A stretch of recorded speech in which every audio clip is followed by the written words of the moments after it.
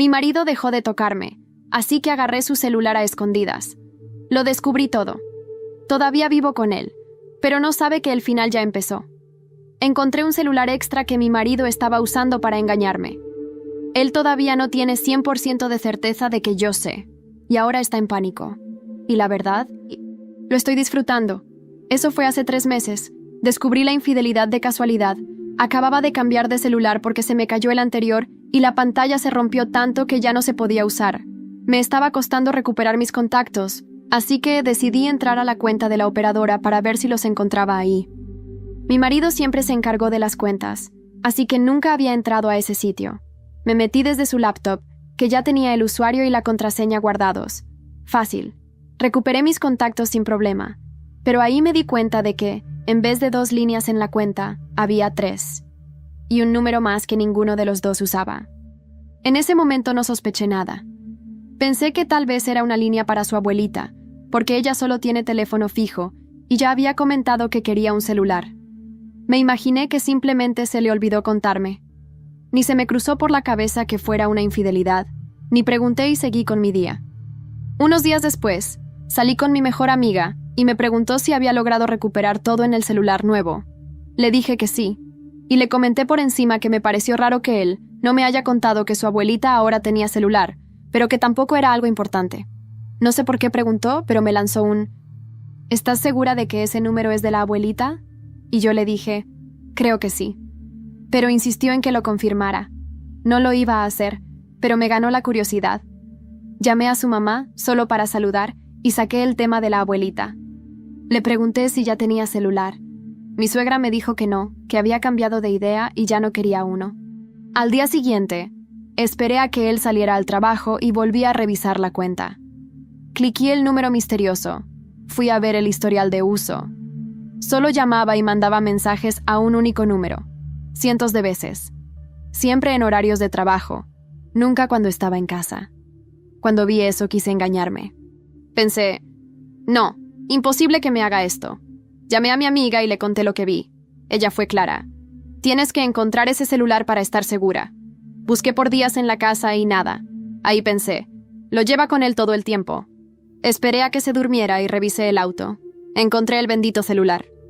La contraseña era la misma que en su celular principal. Y ahí estaba todo. Mensajes, fotos de ella, fotos de los dos juntos, declaraciones de amor. Ella le manda videos de buenos días, todos los días, y él guarda todos. Me destrozó. Lloré toda la noche. Mi amiga me dijo que apagara el GPS, pusiera el celular en modo avión y lo apagara. Al día siguiente, él salió tarde para el trabajo. Pasó media hora buscando el celular. Pero no podía preguntarme nada, porque tendría que explicar por qué tenía un teléfono escondido. Yo lo molesté un poco, preguntándole qué buscaba, y salió con que era un archivo del trabajo. Después que se fue, me fui al parque con mi amiga, encendí el celular en modo avión y empecé a revisar todo. Todo mi matrimonio era una farsa. Él finge que le importo, que me ama, mientras construye una relación con otra mujer, que sabe que está casado. No hay palabras para describir cómo me sentí al ver todo eso. Todavía no lo he enfrentado, porque estoy esperando el momento justo para irme de esta relación. Hay un beneficio que perdería si pido el divorcio ahora, pero en unos meses ya no voy a necesitarlo. Él sospecha algo, porque volví a poner el celular en el auto 4 días después, debajo del asiento, el mismo que ya había revisado 1000 veces, y lo dejé cargado al mismo nivel que cuando lo encontré. Idea de mi amiga. El día que encontró el celular, entró a la casa y se pegó a mí. Casi no habló. No dijo nada del tema. Creo que sabe que yo sé, pero evita tocarlo porque eso abriría una caja de preguntas. En estos 3 meses, mi comportamiento cambió por completo. No hemos tenido más intimidad desde que descubrí todo. Rechacé todas sus insinuaciones, y está tan en pánico que cuando revisé la cuenta el primer mes, la tercera línea ya no estaba. Pocos días después, cambió la contraseña también. Todo el tiempo me pregunta qué pasa y yo solo le digo, nada. Hoy en día, ni siquiera sale de casa. Si no está en el trabajo, está aquí intentando pasar tiempo conmigo. Incluso ha sugerido terapia de pareja, diciendo que algo ha cambiado. Y le dije que no hacía falta. Para ser sincera, hay algo irónico que me da cierto placer en verlo tan desesperado, Él destruyó nuestro matrimonio. Y me parece justo que sienta ese miedo, esa inseguridad, hasta el día que yo me vaya. Tengo todo guardado. Mi amiga me ayudó a salvar todos los mensajes, videos y fotos de los dos juntos. Solo guardé las imágenes en las que no estaban desnudos, porque mi amiga me dijo que guardar ese tipo de cosas sin consentimiento podría meterme en problemas después. También descargué el historial de la cuenta antes de que me bloqueara. Mi amiga está guardando todo por mí. De hecho, fue idea de ella dejar que él sufriera en la duda. Ya me hice la prueba de ETS. Usé el seguro de salud de él, pero lo pagué de mi bolsillo. Gracias a Dios, todo salió bien. Hoy, de la nada, decidí escribir este desahogo porque estaba en casa, pensando en las cosas, revisando mis planes y en el divorcio que se viene. Terminé en el subreddit de divorcios, y después caí en el de los cake eaters. Y, wow, eso solo me hizo enojar más. Ser engañada, no hay palabra que describa cuánto duele. En cierto modo, sé que lo que estoy haciendo es vengativo. Pero al principio, fue la única manera de hacerle sentir un poco del dolor que me causó. Me destruyó por completo.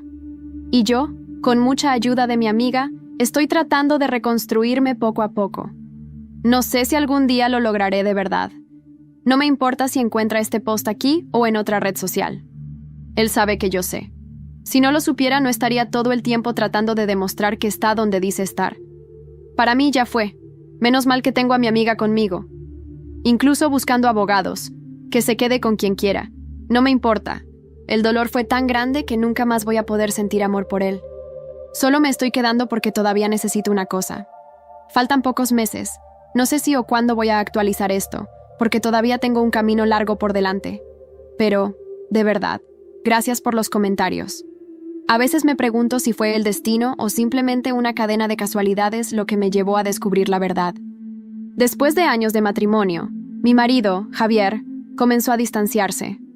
Las caricias se volvieron escasas, las conversaciones superficiales. Una noche, mientras él dormía profundamente, decidí revisar su móvil. No era algo que soliera hacer, pero algo en mi interior me impulsó. Lo que encontré me dejó helada. Mensajes amorosos, fotos y planes futuros con otra mujer. Mi mundo se desmoronó en silencio. Decidí no confrontarlo de inmediato. Necesitaba tiempo para asimilarlo y planear mis próximos pasos. Durante semanas, observé sus movimientos, sus mentiras, sus excusas. Descubrí que tenía un segundo teléfono, oculto en el coche. Lo tomé una noche y revisé cada detalle. La otra mujer, Clara, sabía de mi existencia, y aún así, continuaba con la relación. Decidí devolver el teléfono al coche, exactamente donde lo encontré. Quería que Javier sintiera la incertidumbre, el miedo de ser descubierto, y funcionó. Comenzó a actuar nervioso, intentando acercarse a mí, proponiendo terapia de pareja, pero yo ya no era la misma. Con la ayuda de mi amiga Laura, recopilé todas las pruebas, mensajes, fotos, registros de llamadas. Todo estaba guardado, esperando el momento adecuado.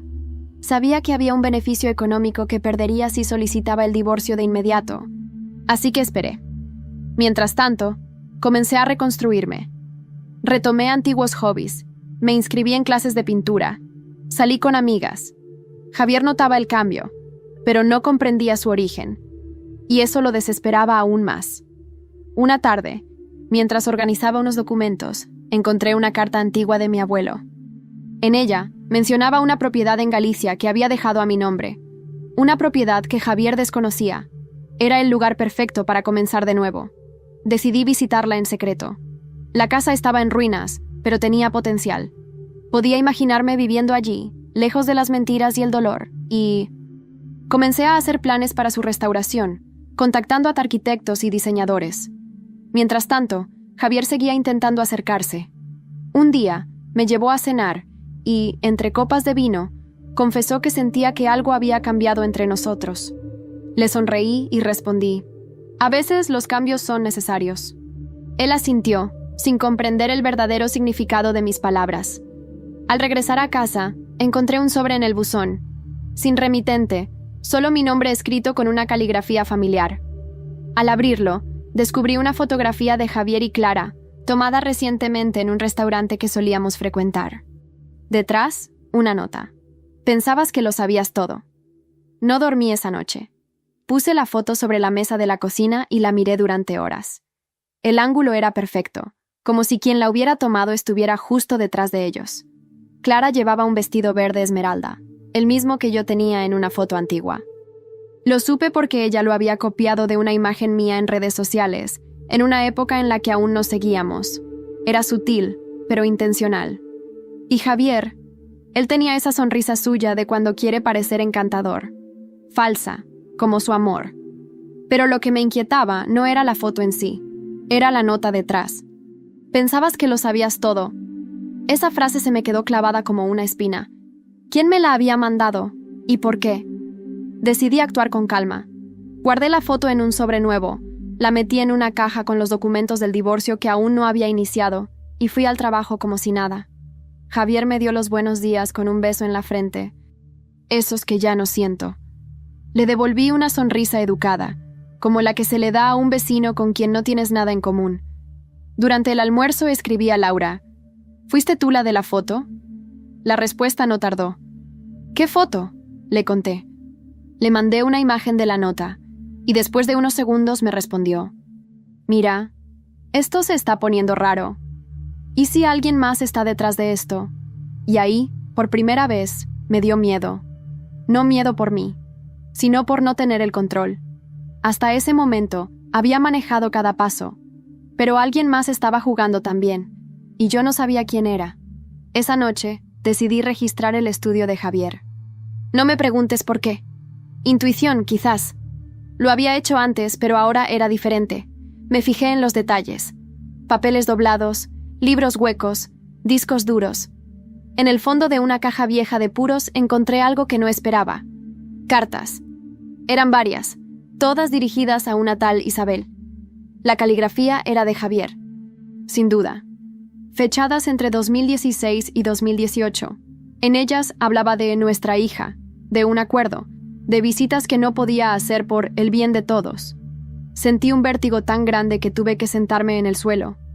¿Tenía una hija? ¿Desde cuándo? ¿Con quién? ¿Era Clara? ¿O había otra? Llamé a Laura entre lágrimas. Tía, tiene una hija. Una hija. ¿Me entiendes? ¡Una hija! Mi voz temblaba. ¿Estás segura?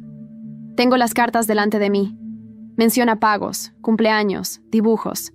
Lo sabía todo, y nunca me dijo nada. Silencio. Luego, la voz de Laura, bajita. Esto cambia todo, y si alguien más lo sabe, puede que por eso te mandaran la foto. Las cartas estaban escritas con un cuidado meloso. Palabras como «mi pequeña princesa», «el día que te vea será el más feliz de mi vida», y promesas vacías. Javier no solo había traicionado mi cuerpo, había construido otra vida paralela, otra familia, otro mundo. Guardé todo en una carpeta y la metí en la caja del divorcio, ahora más gruesa, más densa, más dolorosa. Al día siguiente, fui a la notaría para verificar si Isabel existía legalmente. Había una mujer con ese nombre registrada en Málaga, de donde Javier viajó varias veces por trabajo. La edad coincidía. Un expediente fiscal, un registro escolar. La niña tenía 7 años. 7. Me encerré en el baño del edificio y vomité. Me sentí sucia, engañada, insignificante, y luego me llené de rabia. Volví a casa con una decisión. Lo iba a destruir. No solo por mí, por esa niña, por todas las mujeres que él había mentido, manipulado, usado. Esa noche, cuando llegó, le esperé con una copa de vino y le pregunté, casi inocentemente, ¿quién es Isabel? Él se congeló. Los ojos se abrieron. La copa en su mano tembló. ¿Perdón? Me acerqué. Le miré de frente. ¿Quién? ¿Es Isabel? Y en ese momento, su cara dijo más que cualquier palabra. No respondió. Por primera vez desde que le conocí, Javier se quedó sin palabras. La mandíbula ligeramente abierta, la mirada fija en la mía, como si intentara leer cuánto sabía exactamente. No lo dejé escapar tan fácil. No hace falta que inventes otra mentira, dije cruzando los brazos. Sé que tienes una hija. He leído las cartas. ¿Cuánto tiempo pensabas ocultármelo? Se dejó caer en el sofá, derrotado, como si por fin se rindiera. Tardó unos segundos en hablar, y cuando lo hizo, su voz era apenas un susurro. No No era algo que planeé, Elena. Fue antes de que nos casáramos. Conocí a Isabel en un congreso, en Granada. Nos vimos unas cuantas veces. Cuando me enteré de que estaba embarazada, ya estábamos tú y yo juntos. ¿Y nunca pensaste en contármelo? Le escupí las palabras como veneno. ¿Nunca? Tenía miedo. Pensé que si lo sabías te irías, y no quería perderte. Me reí, amargo. Una carcajada seca que sonó hueca incluso para mí. ¿Perderme? Me perdiste hace meses, Javier. Solo que aún no lo sabías. Le dejé allí, en silencio, mientras subía las escaleras. Cerré la puerta de nuestra habitación, que ya no sentía mía, y por primera vez en años, dormí profundamente. No por paz, sino por claridad. Al día siguiente, llamé a Laura. Necesitaba aire. Ella me recogió en su coche y nos fuimos a Sitges, a una pequeña casa que tenía su tía. Un lugar tranquilo, lejos de todo. ¿Vas a conocer a la niña?, me preguntó mientras caminábamos por la playa.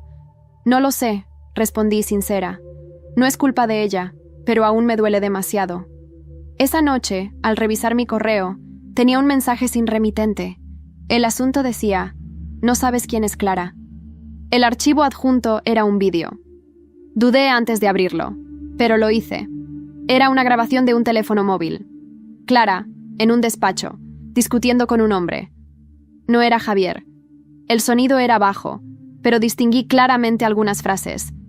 Te dije que no involucraras a Javier aún. Si ella descubre todo, se nos cae el negocio. No quiero escándalos, ya hay suficiente dinero comprometido. Casi solté el móvil. ¿Negocio? ¿De qué estaban hablando? ¿Quién era ese hombre? Laura se acercó al ver mi cara. ¿Qué ha pasado? Le mostré el vídeo. Lo vimos juntas, una y otra vez. Clara no era solo una amante. Había algo más, algo turbio, algo grande.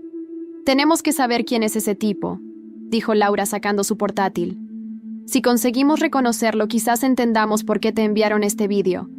Pasamos horas buscando, pausando cada segundo del vídeo, buscando señales, insignias, nombres en papeles. Hasta que, en una esquina de la mesa, vimos una carpeta con un logo. Fundación Mar de Fondo. Laura buscó y encontró la página web.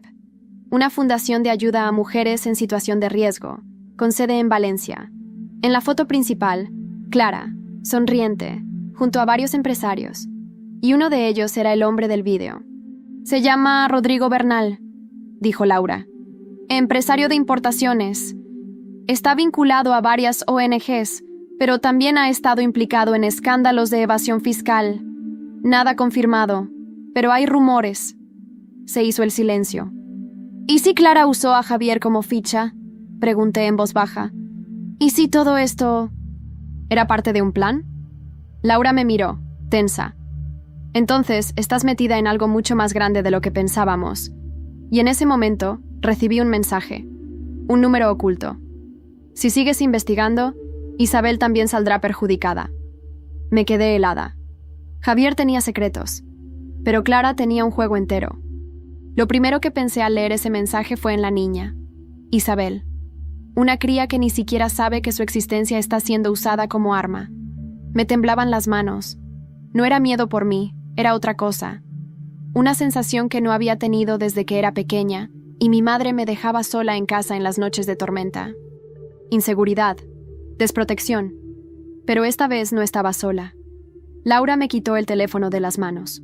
Esto se está poniendo feo, dijo leyendo el mensaje en voz alta. ¿Amenazas? ¿A una niña? Yo asentí, intentando ordenar mis pensamientos. Tengo que hablar con Isabel, con la madre. Ya no puedo quedarme esperando a ver qué pasa. No fue fácil encontrar el número de Isabel, pero la verdad es que Javier había guardado todos los datos posibles. En su carpeta de clientes tenía su contacto bajo el nombre falso de I. Campos. No era muy sutil. Llamé. ¿Diga? Hola. ¿Isabel? No cuelgues, por favor. No te voy a pedir nada raro. Me llamo Elena. Soy la esposa de Javier. Silencio. Un silencio tan largo que pensé que había colgado. ¿Qué quieres? Su voz era fuerte, sin rastro de duda. He descubierto muchas cosas. Solo quiero asegurarme de que tú y tu hija estáis bien. ¿Ahora te importa? Su tono era casi ofensivo. Has estado casada con él todo este tiempo, sabiendo que nosotras existíamos. No lo sabía. No hasta hace poco. Esa frase la desarmó. La conversación duró más de 1 hora. Me contó cómo Javier había aparecido en su vida como un príncipe y desaparecido como un ladrón, que durante años había prometido estar presente, pero que siempre había una excusa, una mentira, un viaje. Que su hija, Alba, no lo conocía. Solo lo había visto un par de veces y no sabía quién era realmente. Me dijo que tú sabías, que estabas de acuerdo en no tener hijos, y que por eso nunca te lo contó. Mentira, respondí, casi sin voz. Siempre quise ser madre, pero él decía que no era el momento, que era mejor esperar. Colgué con un nudo en el estómago. Javier había hecho más que traicionar. Había manipulado la vida de 2 mujeres a la vez. Nos había usado como piezas de su propia narrativa. Esa noche regresé a casa. Javier estaba en el salón, con cara de derrota. ¿Has hablado con Isabel?, me preguntó, sin levantar la vista. Sí, y con Alba también. Se giró lentamente. Sus ojos estaban vidriosos. ¿No debí qué? ¿Descubrir la verdad? ¿Darme cuenta de que has mentido a 2 mujeres durante más de 1 década? No gritamos. No era necesario. Las palabras eran cuchillas suficientes. Hay algo más que no sabes, me dijo, de repente. Clara no solo fue mi amante, me chantajeó. Se levantó, fue hasta una caja en el armario y sacó un sobre. Dentro, documentos, contratos firmados, fotografías en situaciones comprometedoras, correos. Todo apuntaba a que Clara y Rodrigo lo habían usado para desviar dinero de su empresa a cuentas vinculadas a la fundación. ¿Y por qué no fuiste a la policía? Porque tengo miedo. Rodrigo no es alguien con quien se pueda jugar.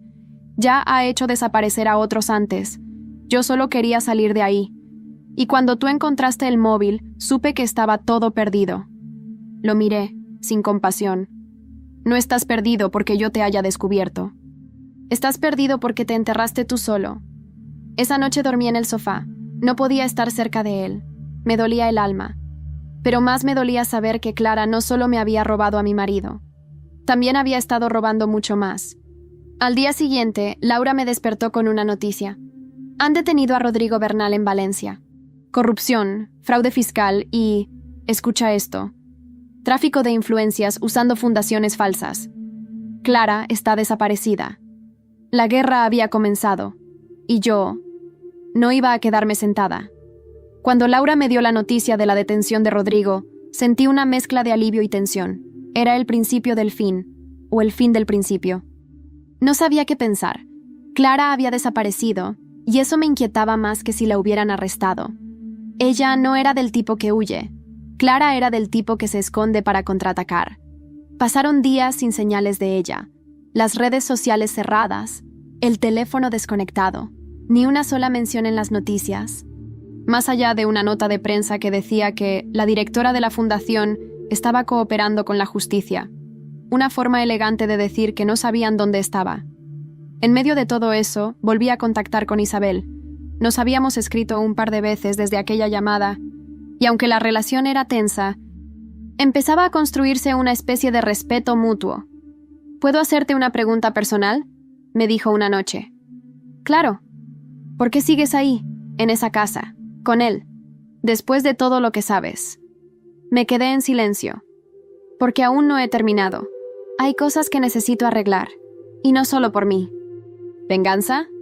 Justicia, respondí.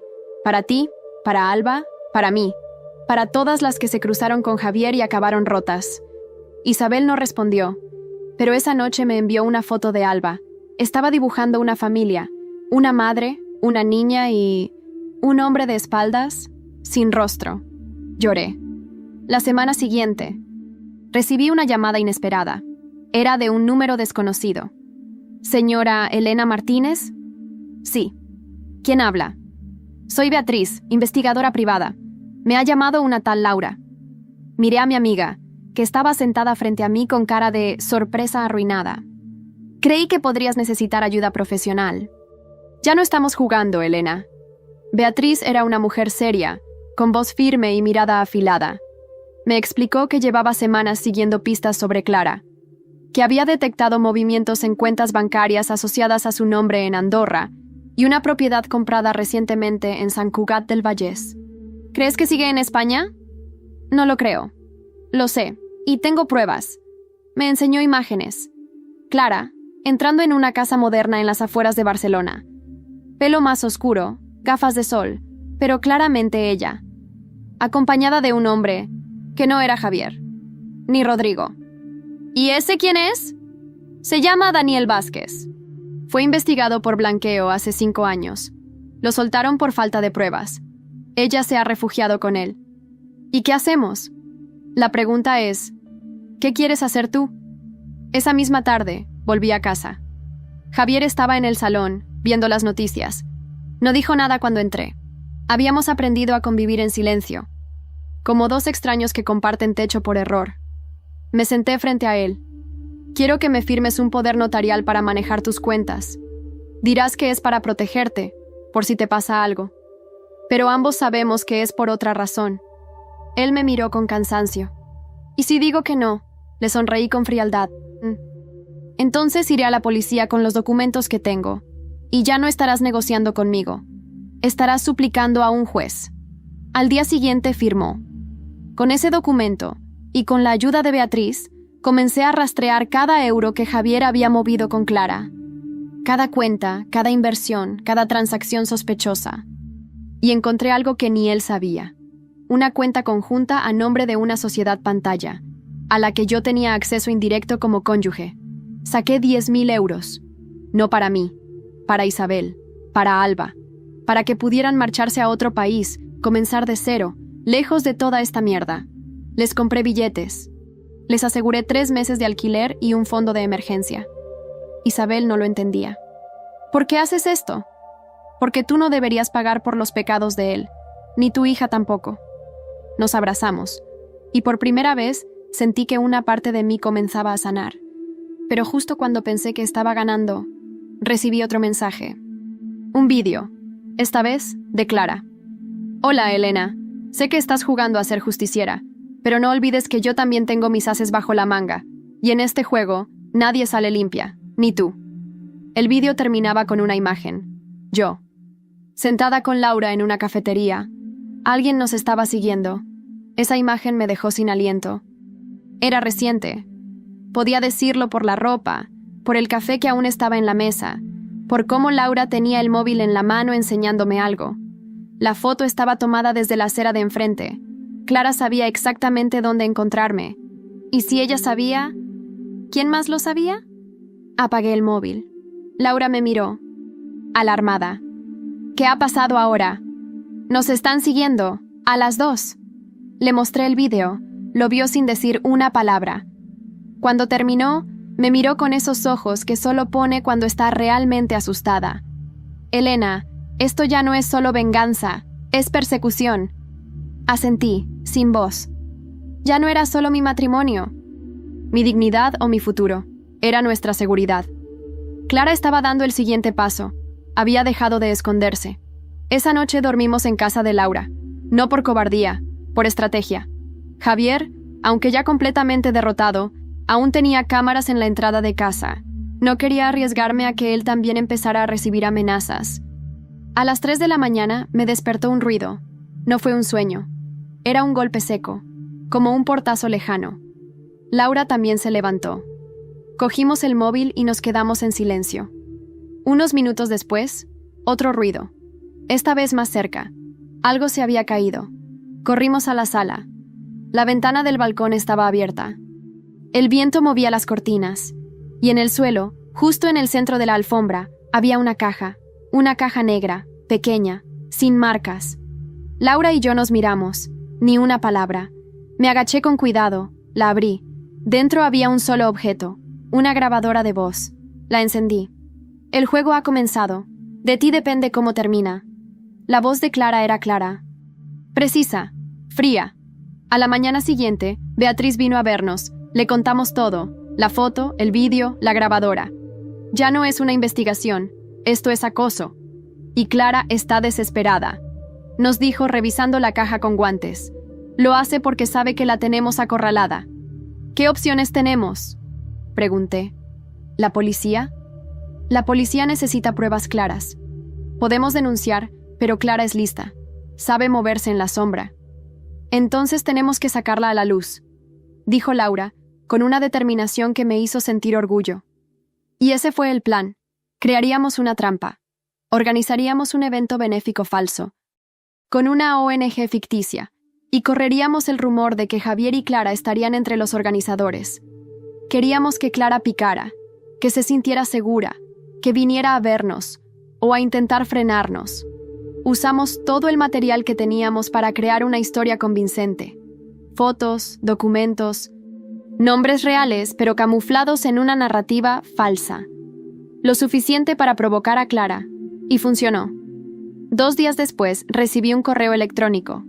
Asunto: ¿crees que puedes conmigo? Adjunto: una imagen. Clara, con una sonrisa torcida, sentada en un coche. Detrás de ella, ¡mi madre! Casi dejo caer el portátil. Llamé a mi madre al instante. «¿Mamá? ¿Dónde estás?» «En casa, hija». «¿Por qué? ¿Has salido en estos días? ¿Te han hablado de alguna ONG?» Sí, una chica muy simpática, de una fundación que ayuda a mujeres. Vino con un tal Daniel, creo. Dijeron que habían trabajado contigo en el pasado y querían organizar un encuentro con las madres. Sentí cómo el suelo se abría bajo mis pies. Clara había ido a ver a mi madre, a la única persona inocente que me quedaba. Estaba cruzando líneas peligrosas. Esa noche fui a casa de Javier. Le tiré el sobre con las fotos, las cuentas, las amenazas, todo. Él lo miró sin comprender. «¿Qué quieres que haga?», preguntó, como si ya no tuviera alma. «Que te enfrentes a ella, que le digas que sabes todo, que si vuelve a acercarse a mi familia, te hundes con ella». ¿Y tú crees que me escuchará? No le hablo como esposa, Javier. Le hablo como la única persona que todavía puede salvarte del escándalo total. Lo miré una última vez. No quedaba nada de amor. Solo desprecio. Pero también un último favor. Usarlo como cebo. Esa noche, Javier llamó a Clara. Grabó la conversación con un micro que le prestó Beatriz. «Elena lo sabe todo», dijo él sin rodeos. «Si sigues acercándote a su familia, vas a arrastrarme contigo. Y yo no tengo nada más que perder». Clara respondió con una frase que aún resuena en mi cabeza. «Todos tienen algo que perder. Incluso tú, Javier. Incluso ella». 2 horas después, Beatriz nos llamó desde su coche. «Tengo visual de Clara. Acaba de salir de su escondite. Está con Daniel». «¿A dónde van?» «A vuestra antigua casa». Y entonces supe. Clara estaba buscando algo. Y ese algo estaba en mis manos. Cuando Beatriz nos dijo que Clara iba camino a mi antigua casa con Daniel, lo primero que pensé fue: ¿qué demonios está buscando allí? Llamé a Javier. No quería, pero no tenía opción. Clara está en camino a la casa. ¿Va contigo o sin ti? ¿Qué tienes allí que pueda interesarle? Nada, dijo desconcertado. Todo lo que había importante ya lo saqué. ¿Estás seguro? Silencio. Bueno, hay una caja que escondí en el desván. Documentos antiguos, contratos con Rodrigo, una grabación de él amenazándome. Me quedé muda. ¿Me estás diciendo que has tenido en tu casa una grabación incriminatoria de Rodrigo Bernal y nunca me lo dijiste? No pensé que fuera necesario. Colgué. Corrí al coche. Laura me siguió sin hacer preguntas. No había tiempo. Llegamos 15 minutos después que Clara. La calle estaba en silencio. No había coches extraños, ni movimiento. La puerta de entrada estaba entreabierta. «¿Y si ya se han ido?», susurró Laura. «No, está aquí. Lo siento. Lo sé. Entramos sin hacer ruido». La casa olía a polvo y madera húmeda. El tiempo se había detenido dentro. Subimos las escaleras con cuidado, y entonces la oímos. La voz de Clara. «Tú lo sabías, Javier. Lo sabías todo y aún así te creíste mejor que yo. Pero tú también jugabas. No finjas ahora que eres una víctima». Me asomé desde el pasillo. Ella estaba de espaldas frente a Javier, que sostenía una caja en las manos. La caja. Daniel estaba cerca de la ventana, vigilando. Saqué el móvil y comencé a grabar. «Y tú, Clara», respondió Javier. «Usaste a todos. A Rodrigo, a mí, a Elena, incluso a tu propio hermano. Un silencio sepulcral cayó en la habitación. «¿Hermano? No metas a Daniel en esto», dijo ella bajando la voz. «¿Daniel es tu hermano?», susurré para mí. Laura abrió los ojos como platos. Grababa también. «Tú nunca fuiste la amante inocente, ¿verdad?», continuó Javier. «Desde el principio planeaste esto con él. Me atrapaste, me metiste en negocios sucios, sabiendo que un día lo usarías en mi contra. Porque sabía que me dejarías, como dejaste a todas. Pero te olvidaste de algo. Yo nunca fui una más. Yo fui la que eligió cuando terminaba». Y en ese momento, Clara se giró. Nos vio. Laura y yo entramos con decisión. Javier, con la caja aún en manos, parecía una sombra de lo que fue. «Hola, Clara», dije firme. «Grabado. Todo». Ella nos miró. No con miedo, con rabia. «No tenéis idea de en lo que os habéis metido». «Al contrario», respondí. «Sé exactamente lo que haces, lo que hiciste con Rodrigo, con Daniel, con Javier.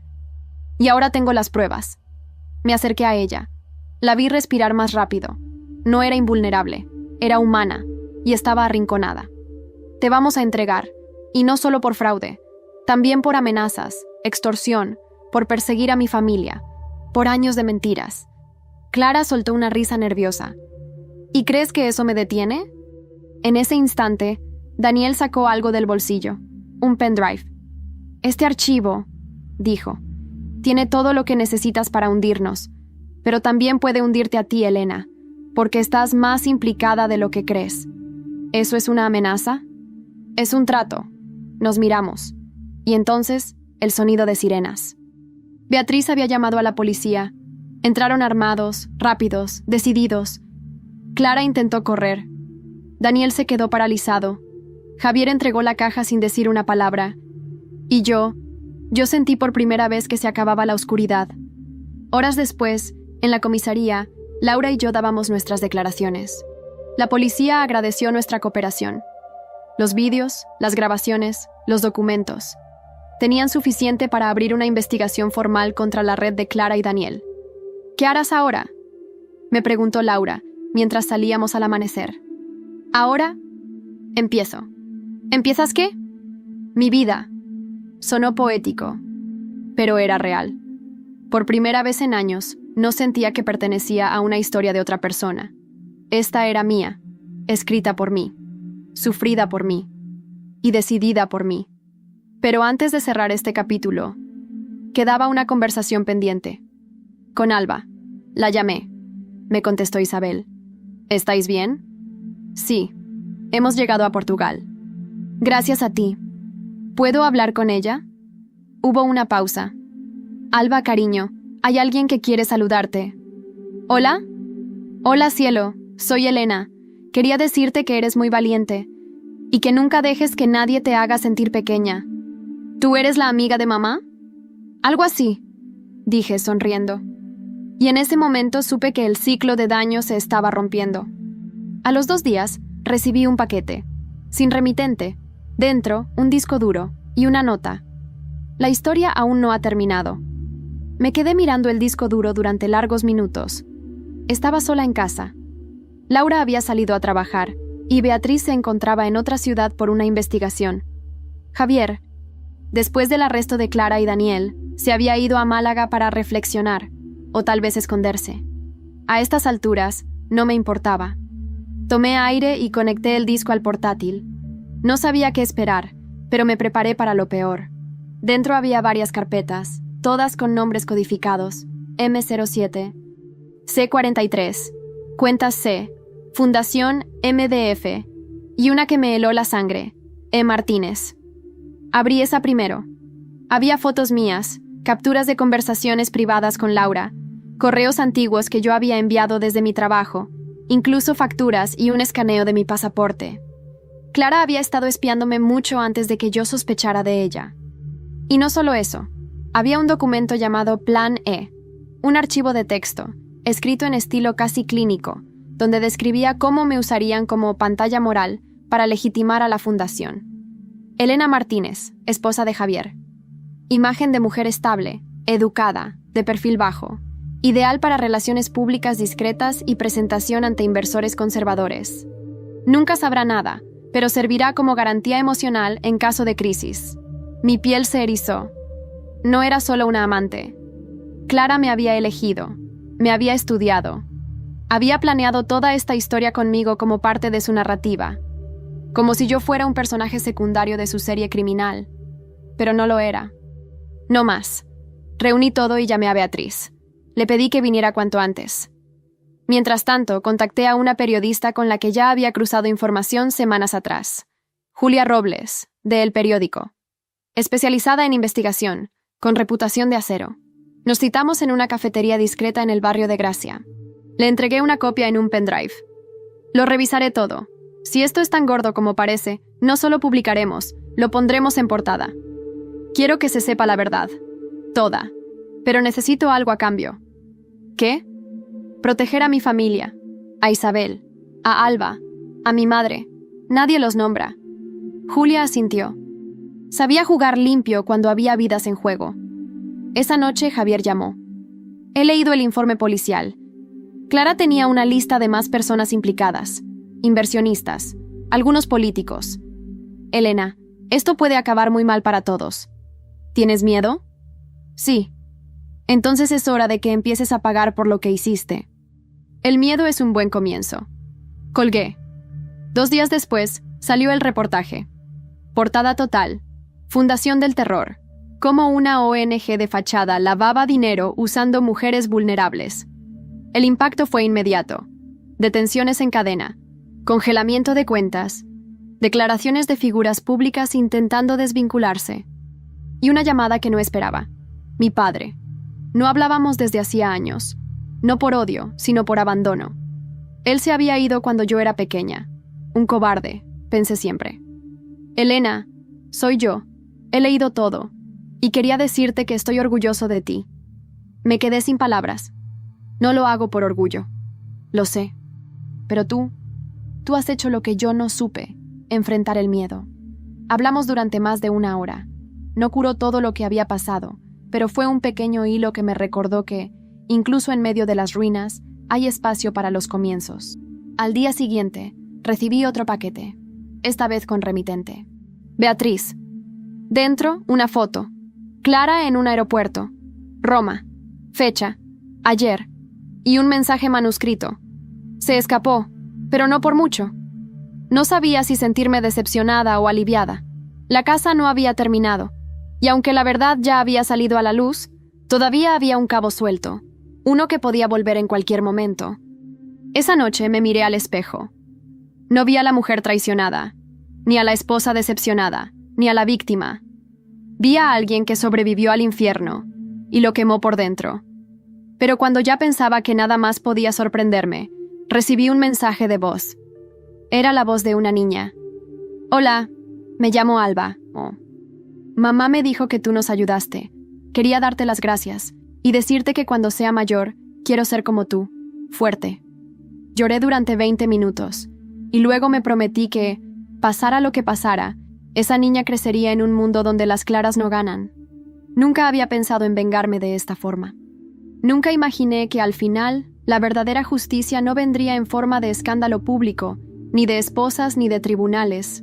La verdadera justicia, esa que duele y cambia, vendría con el silencio, con la soledad, con mirar atrás y no tener a nadie. Ese era el destino de Javier, y eso era lo que más lo destrozaba. Después de la publicación del reportaje, se encerró. No cogía llamadas, no respondía correos, no salía de casa. Laura me contó que un amigo suyo lo vio en una farmacia comprando pastillas para dormir. Parece un fantasma, dijo. Y yo no sentí compasión, sentí justicia, pero la historia aún no había terminado. Clara seguía libre. Las autoridades italianas no habían emitido orden de captura aún, supuestamente por falta de pruebas definitivas. Y eso me llenaba de rabia. Había hecho tanto, entregado todo, ¿y aún así ella podía caminar libre? Entonces Beatriz me propuso algo. Hay una forma, arriesgada, pero puede funcionar. Dímela. Tenemos una pista de su ubicación en Roma, un café que visita cada miércoles a la misma hora. Puedo organizar una cámara oculta, un testimonio, lo suficiente para presionar desde España a Interpol, pero necesito que estés allí. ¿Yo? Eres la única que puede sacarle lo que necesitamos. Solo confía en mí. 2 días después, volé a Roma. No le dije nada a nadie, ni siquiera a Laura. No porque no confiara, sino porque necesitaba hacerlo sola. Había comenzado esta guerra sin saberlo, pero quería cerrarla con los ojos bien abiertos. El miércoles, a las 17:00, la vi, sentada en la terraza de un pequeño café, con el mismo aire de superioridad, el mismo peinado impecable, las mismas gafas de sol. Me senté frente a ella, sin pedir permiso. Me miró, sorprendida. Luego sonrió. Sabía que vendrías. Siempre fuiste más valiente de lo que aparentabas. No estoy aquí para jugar, Clara. Estoy aquí para acabar contigo. ¿Y cómo piensas hacer eso? Saqué una foto del sobre con todos sus documentos falsificados, otro del disco duro con su plan E, y una más, con Daniel esposado en una celda. ¿Te parece suficiente? Ella no dijo nada, pero su mandíbula se tensó. Me miró, esta vez sin sonrisa. Tú ganaste esta vez, pero no me vas a borrar. Yo no quiero borrarte, Clara. Yo quiero que pagues, que por una vez en tu vida alguien te diga no, y te lo cumpla. Nos quedamos en silencio. Y luego ella dijo algo que jamás olvidaré. ¿Sabes por qué te odiaba tanto? Ilumíname. Porque eras lo que yo nunca pude ser. Alguien con bondad real. Alguien que no usa el dolor para justificar su egoísmo. Siempre supe que si tú descubrías todo, no ibas a destruirme por venganza. Lo harías por convicción. No respondí. No hacía falta. Horas después, Beatriz me llamó. La tenemos. Interpol ha emitido la orden. La arrestaron hace 20 minutos.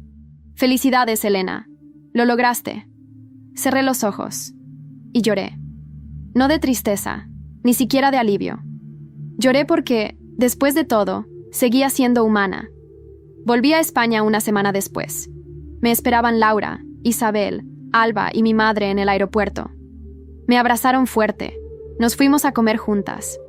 Hablamos de cosas pequeñas.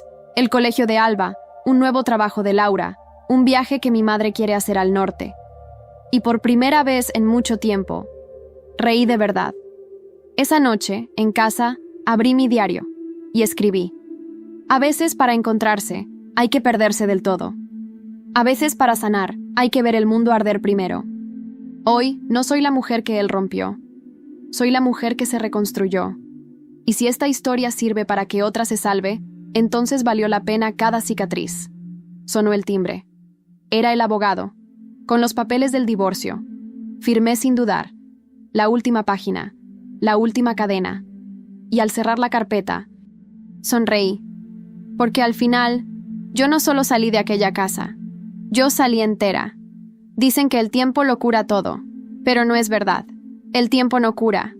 Lo que cura es lo que haces con él. Han pasado 6 meses desde que firmé el divorcio. 6 meses desde que Clara fue arrestada en Roma. 6 meses desde que vi a Javier por última vez. Cuando me devolvió la llave de casa con las manos temblando y los ojos perdidos. Fue la única vez que pareció sincero. Me pidió perdón. No le respondí. Solo asentí, le deseé suerte y cerré la puerta. Para siempre. Hoy vivo en A Coruña, en la antigua casa que heredé de mi abuelo, restaurada, luminosa, llena de ventanas y silencio.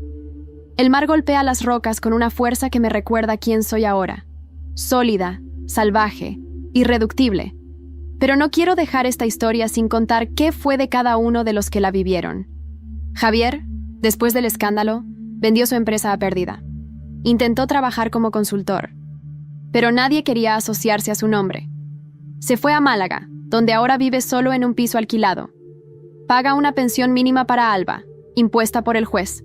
No lucha por verla. Tal vez por vergüenza, o quizás porque, por primera vez en su vida, entendió que ya no tiene ningún poder. Clara está en prisión preventiva, esperando juicio en Madrid. Sus abogados pelean por reducir las penas, pero con los testimonios, las pruebas y las grabaciones, es casi imposible.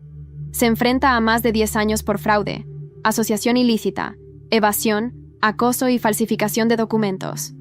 A veces me pregunto si piensa en todo lo que perdió. Pero la verdad, ya no me importa. Daniel, su hermano, aceptó colaborar con la justicia a cambio de una condena menor. Declaró contra Clara y Rodrigo. Está en un centro penitenciario de régimen abierto. No volverá a trabajar en nada público jamás. Y eso, para alguien como él, es el peor castigo. Rodrigo Bernal, aunque intentó huir a Dubái, fue extraditado. Cayó como una piedra. Su fortuna se congeló. Su familia lo abandonó. Está a punto de ser juzgado como el cabecilla de la red. Laura. Ella sigue siendo mi roca. Después de todo lo que pasamos, nuestra amistad se convirtió en algo indestructible. Ahora trabaja con una fundación que ayuda a mujeres a salir de relaciones tóxicas, con asesoría legal y emocional. Y sí, está escribiendo un libro. Cambiará los nombres, claro, pero la historia es nuestra. Isabel y Alba viven en Lisboa. Alba va a la escuela y empezó a tomar clases de guitarra. Me envían dibujos, cartas, videos. Me llaman tía Elena. A veces viajamos a vernos. Otras, simplemente nos mandamos notas de voz. Pero están bien, están vivas, están libres. Mi madre, después de todo el miedo, volvió a sonreír. Vino a visitarme a Coruña y me dijo: «Nunca imaginé que tendrías esta fuerza». Yo tampoco. Mamá, Beatriz, sigue investigando, pero ahora trabaja a mi lado, porque fundamos algo juntas, Raíz Firme, una asociación de apoyo a mujeres que, como yo, fueron invisibilizadas, traicionadas, manipuladas. Damos asesoría legal, psicológica y talleres para reconocer los primeros signos de abuso emocional y financiero. Porque ya no basta con sobrevivir. Hay que enseñar a otras a resistir desde el principio. Y yo me despierto cada mañana con la certeza de que la peor parte de mi vida no fue el final. Fue o comienzo. Comienzo de mi independencia. Comienzo de mi voz. Comienzo de una Elena que no pide permiso, que no se esconde, que no se conforma con las migajas del respeto. A veces me paro frente al espejo y me reconozco. Me toco la cara, me observo los ojos, las arrugas que empiezan a asomar. Y pienso, sobreviviste. Pero más que eso, volviste. Y sí, volví. Más fuerte, más sabia, más mía que nunca. Y esta vez, no pienso irme.